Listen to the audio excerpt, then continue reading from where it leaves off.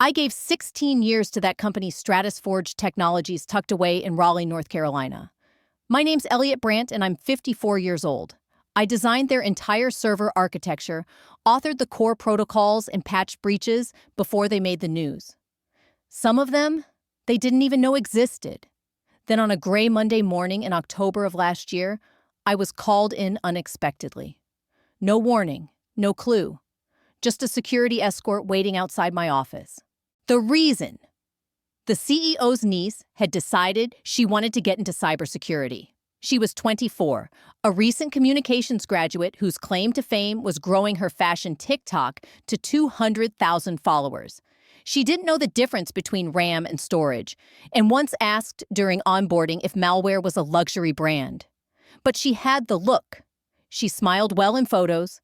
Executives loved how fresh she seemed on camera.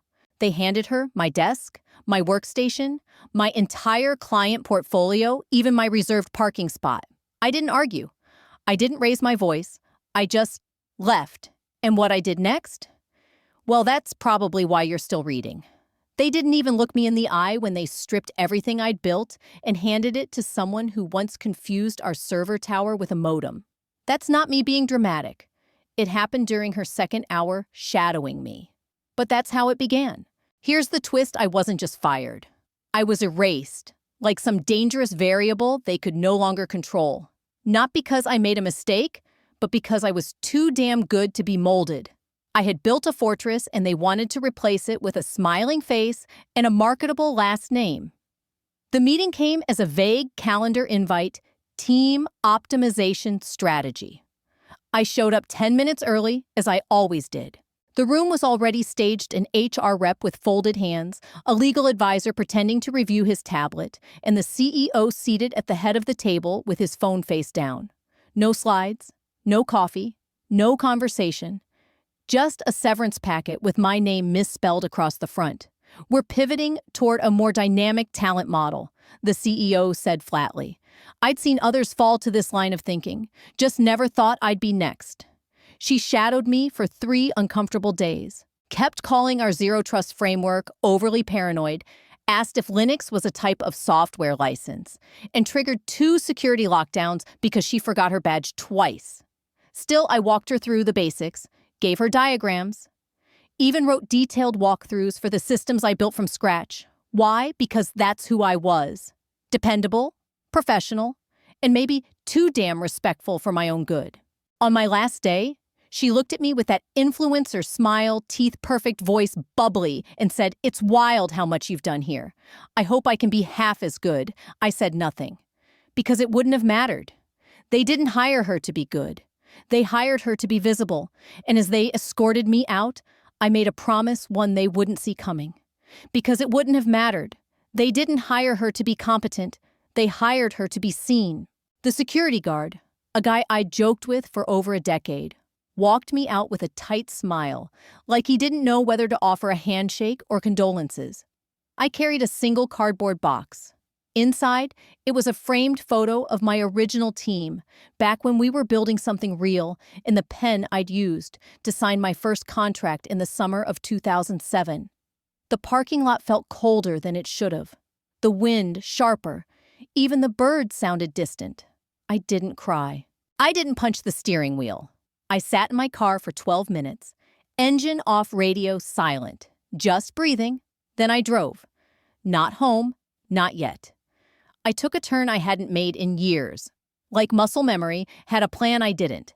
I'd spent nearly 2 decades protecting that company's data through DDoS attacks, ransomware scares, server failures at 3 a.m., and last-minute protocol patches during board presentations.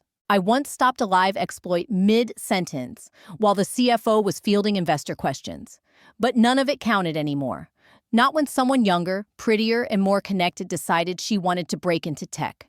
They thought I'd disappear quietly into early retirement or become a faded profile on the internal alumni page. They didn't know me. Not really. Because if they had, they would have remembered one thing I don't lose. I pivot. And when I pivot, I don't circle back. I chart a new course. I didn't burn their office down or rant on social media. I just took the next off-ramp and made a quiet promise. I wasn't going to fight for a seat at a broken table. I was going to build a better one. They didn't just replace me.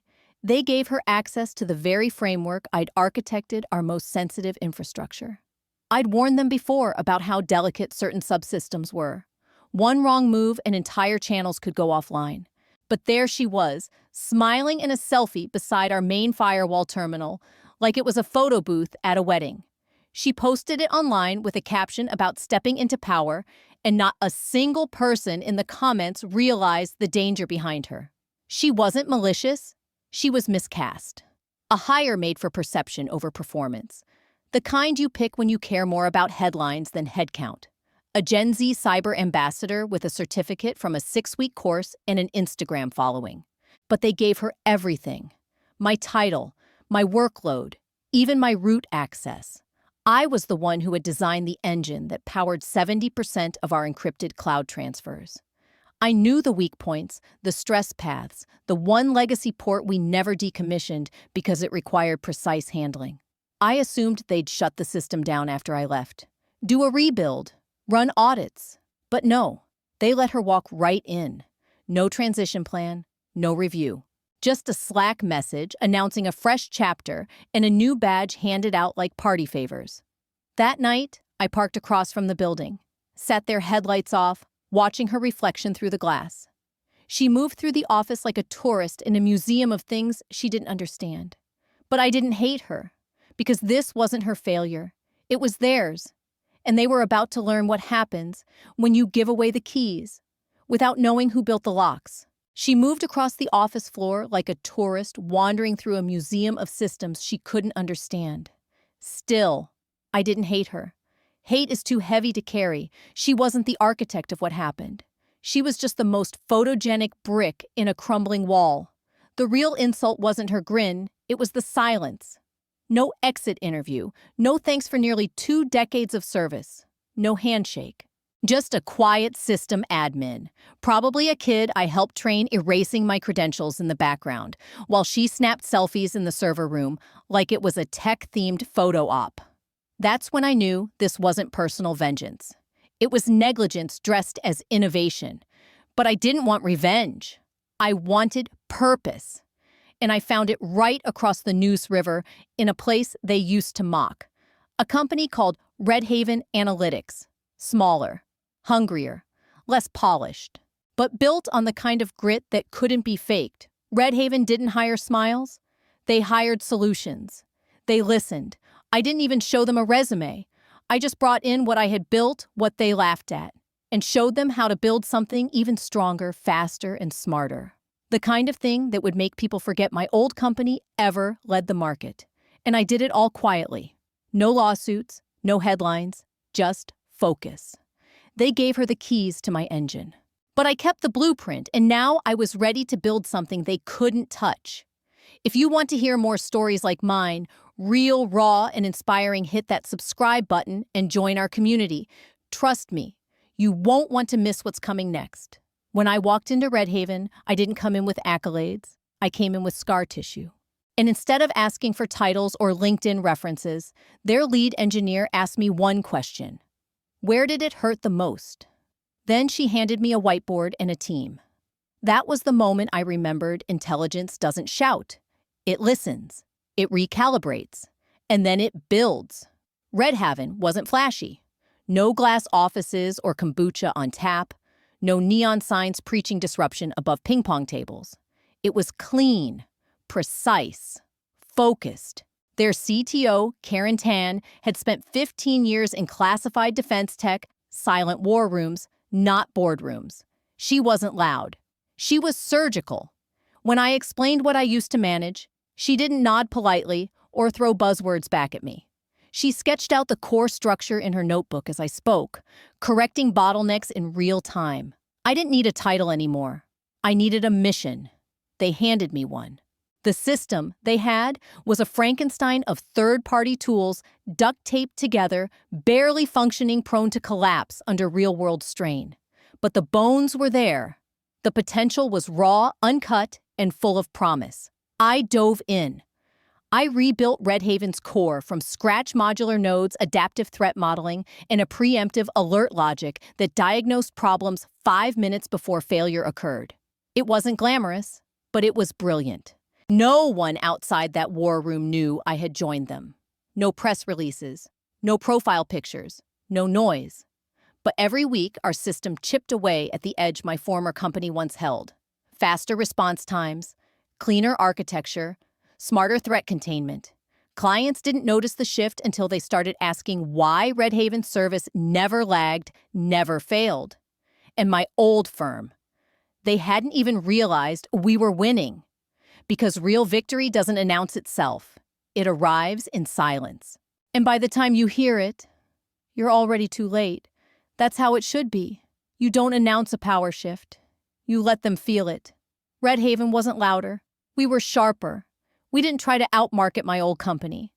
We just built better quietly, intentionally, like a breeze that slips under the door and rewires the whole room before anyone realizes the draft. Every line of code I touched carried a message. They had chosen image. I had chosen integrity. They chased headlines. I chased resilience. And in the end, resilience always wins. They stripped me of my title, my tools, and my login, but they could never take what I saw coming. While they were busy parading their new cyber darling across investor calls, I was building something they couldn't replicate. Something alive. Something built with foresight. A system that learned, healed, and hid its intelligence in plain sight. At Redhaven, we weren't selling a product. We were building an ecosystem. I took the patched-up, underperforming skeleton they handed me and rewired every node. I embedded predictive analytics into its bloodstream, layered in a neural mesh that taught itself from every attempted breach, and strengthened with each threat it faced. It didn't just react, it predicted. It didn't just block, it adapted. And what made it truly untouchable? It didn't need me. I engineered it, so no one, not even I, could override its logic without proving understanding. Every layer was modular, encrypted, segmented with rotating access keys, tied to system behavior, not people's titles. The moment someone tried to claim ownership without knowing its bones, the system would simply stop evolving. It wasn't built to show off. It was built to survive. And that purpose wasn't revenge. Not yet. Redhaven began its rollout slowly, quietly targeting industries that couldn't afford to fail. Healthcare networks, financial institutions, freight and logistics firms, with everything riding on uptime and trust. We didn't chase scale. We chased impact. While my old firm obsessed over celebrity tech partnerships and keynote stage time, we went after the contracts they dismissed as too small. They were too busy selling buzzwords. We were delivering bulletproof systems. Our first big win was with a mid-sized hospital network in South Carolina. Their infrastructure had been cobbled together from 3 different vendors, slow, bloated, impossible to scale. We overhauled it in 6 days. No downtime. Not a single byte of data lost. They signed a 5-year deal before the week ended. Next was a logistics company in Nashville. Their fleet tracking software had been breached 3 times in 30 days. We stepped in, cleaned the breach in under 48 hours, and rebuilt their vulnerability model from the ground up. The system learned from every attempt no exploit could be used twice. Word got around, not loudly, just enough for decision makers to lean in. And then it happened. A bidding war, one we hadn't sought out, one that could have stayed under the radar if not for the name of the client involved. A major telecom provider, the kind that sits on every big firm's wish list, and both Redhaven and my former employer were shortlisted. We didn't arrive with flash. We arrived with proof. And for the first time, they would really see what they had thrown away. But they wouldn't be able to stop it, because the future they thought they controlled had already changed hands. And I had written the map. It might have flown under the radar, just another pitch another day, if the client hadn't been National Tel, one of the largest telecom providers in the U.S. A household name. The kind of client every boardroom drooled over. Both Redhaven and my former employer made it to the final round. I didn't go in person. I didn't need to. Redhaven's system spoke for itself. During the pitch, we ran a live stress simulation, an active multi-vector cyber attack staged in real time. Our system didn't just withstand it. It analyzed the intrusions, rebuilt its own defenses, and then predicted the attacker's next move before they even executed it. The room went silent. Then someone whispered, "That wasn't pre-programmed." Nope, that was the system thinking for itself. But the moment that sealed the deal wasn't the simulation. It was a single slide I had inserted at the end months earlier. No graphs, no tech specs. Just one line. Real security doesn't ask for credit. It earns trust by never failing. That line wasn't for National Tel. It was for the other team, the ones who replaced me. And they knew it. I watched the footage later. Their faces said everything. Jawlines clenched. Eyes scanning the architecture on screen. They recognized it. They recognized me. They saw the logic trees I had pioneered. The fingerprint in the way our system shifted and learned. They understood far too late what they'd thrown away and what they could never rebuild. Because what I had built wasn't just code, it was experience. It was sleepless nights. It was loyalty turned into architecture. Quiet rage forged into stability. Things they dismissed as old school.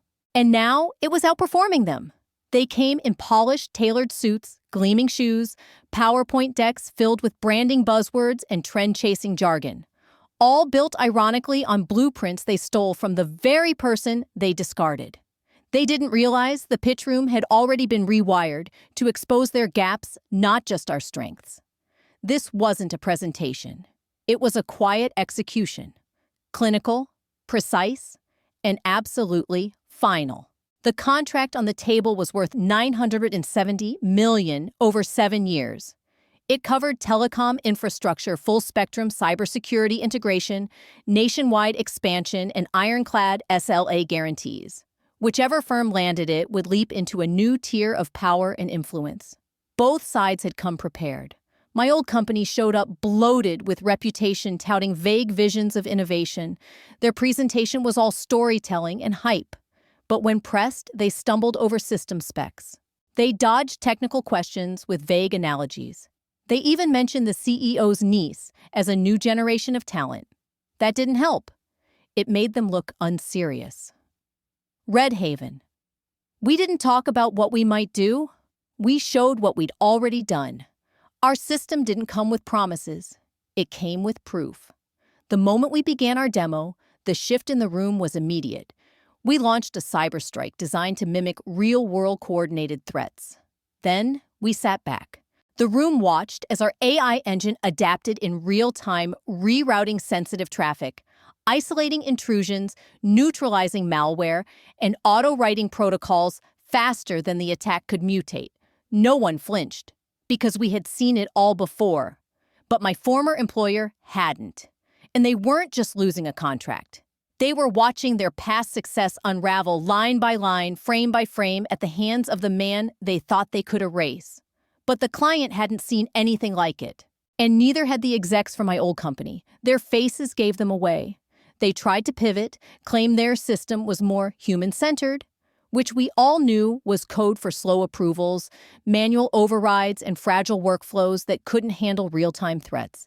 They brought up industry awards, glossy press mentions, and thought leadership summits. One executive even had the nerve to mention the CEO's niece being recently featured in a business magazine as the future of cybersecurity. It backfired, badly. It made them look unserious. The client's board only had one question. Can your system match that kind of real-time response? The pause that followed wasn't hesitation. It was resignation, because they couldn't match it. And they knew it. That's when they looked at me. Really looked at me. I hadn't spoken a word all morning. I wasn't introduced. I was just listed on the roster as a senior systems architect.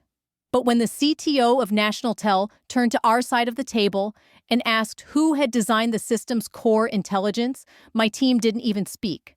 They just glanced toward me. I stood, gave a quiet nod, and said, "It's not designed to impress. It's designed to survive." That was it. No mic drop. No theatrics. Just the end. Red Haven won the contract. Unanimous vote.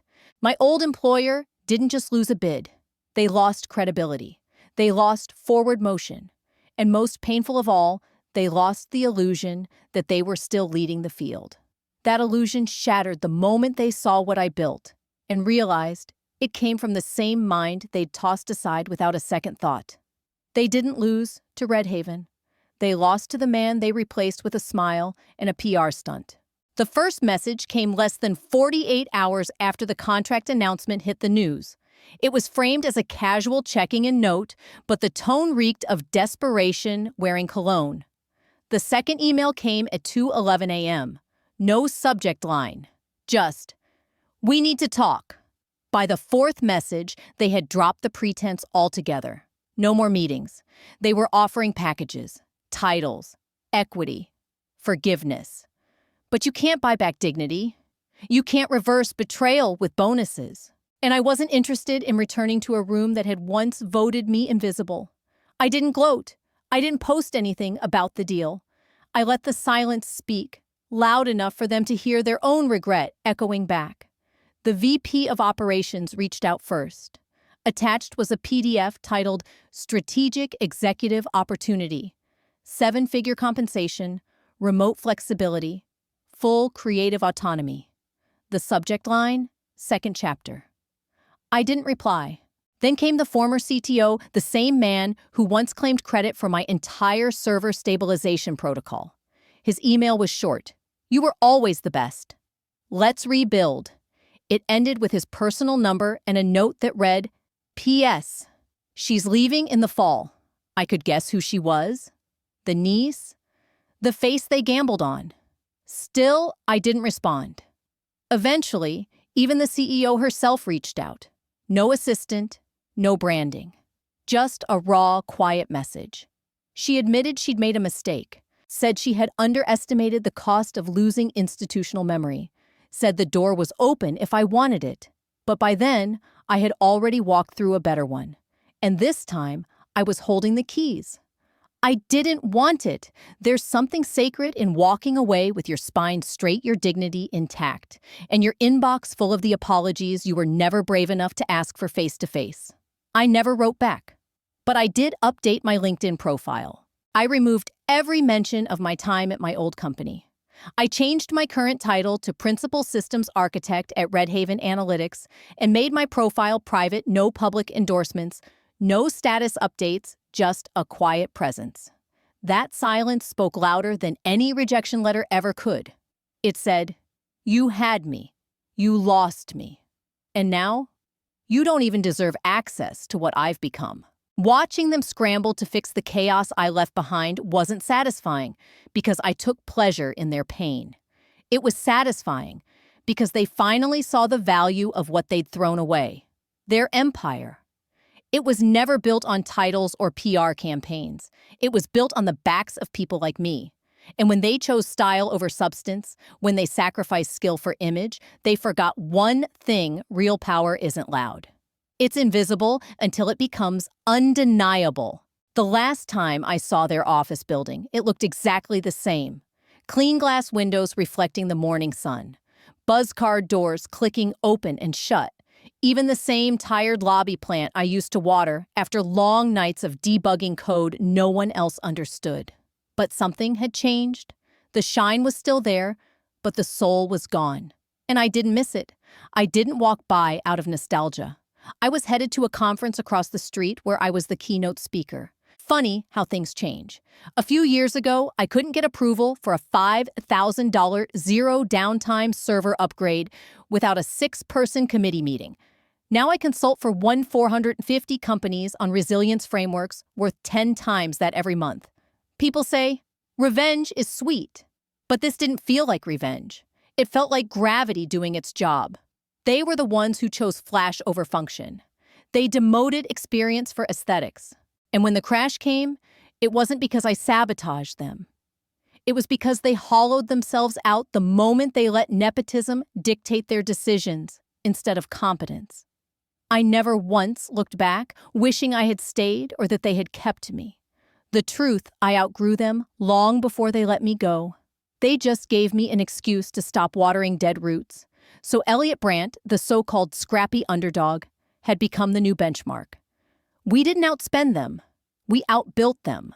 Because while they were obsessed with looking modern, we quietly became the future. And every time someone asks me in private, "Do you ever regret not going back?" I smile and say, "They don't build gates strong enough to keep me where I don't belong." That's what they never understood. I didn't burn the bridge.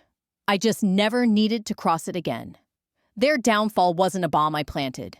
It was the mirror they refused to look into. And when the reflection finally became too loud to ignore, it wasn't me staring back at them. It was the absence of the person they once underestimated. So, no, I never brought them down. I just left them where they decided I didn't belong. She stole my job with a smile and a last name. But what she couldn't steal was what I had built in silence, value, vision, and the quiet kind of power that doesn't beg to be noticed until it's too late. The truth is, most betrayals don't come with explosions. They come in meetings where your name disappears from the agenda. They come in decision chains that reroute around you. They come in smiles that look polite but cut deeper than any knife. If you've ever been pushed aside for someone with less experience, fewer qualifications, or a louder last name, this story probably echoed something deep in your chest. The real pain isn't just losing a job. It's being made invisible. But what you do next, that's where the power lives. Revenge, when it's calculated, not chaotic, isn't about destruction. It's about evolution. It's about walking away from a system that values appearance over substance and joining something that cares about the soil, not just the fruit. And when your roots grow somewhere else stronger, deeper, the ones who replaced you will one day see that the garden they neglected has stopped blooming.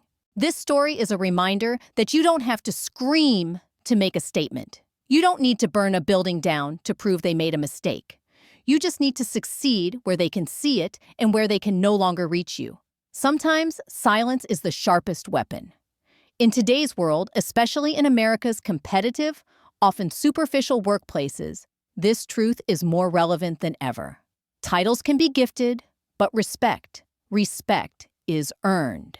If they can't see your worth, maybe it's because their eyes are trained to spot things that shine, not things that endure.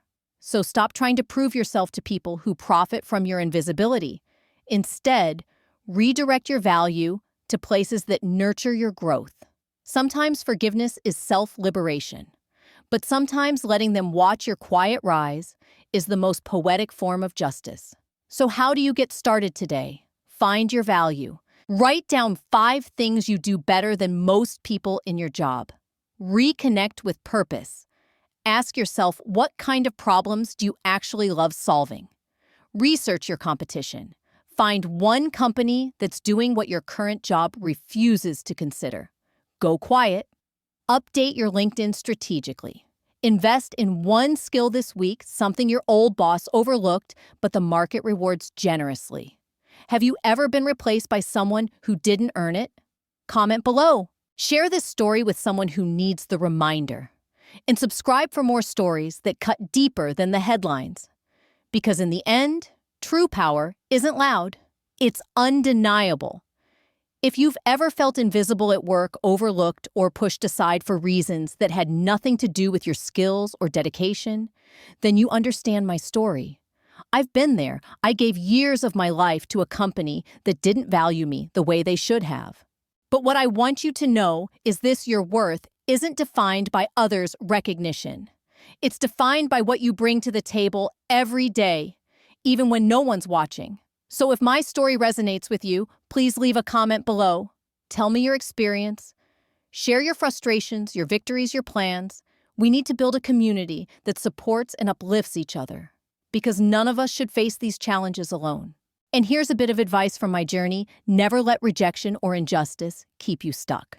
Use it as fuel to grow and redirect your energy towards something better, something that truly values you. Invest in your skills, nurture your passion, and don't be afraid to walk away when the environment stops serving your growth. Remember, success isn't just about climbing a ladder. It's about building a foundation that lasts. Together, we can turn setbacks into comebacks. So join me, like, comment, subscribe, and let's rise. Stronger, smarter, and more unstoppable every day.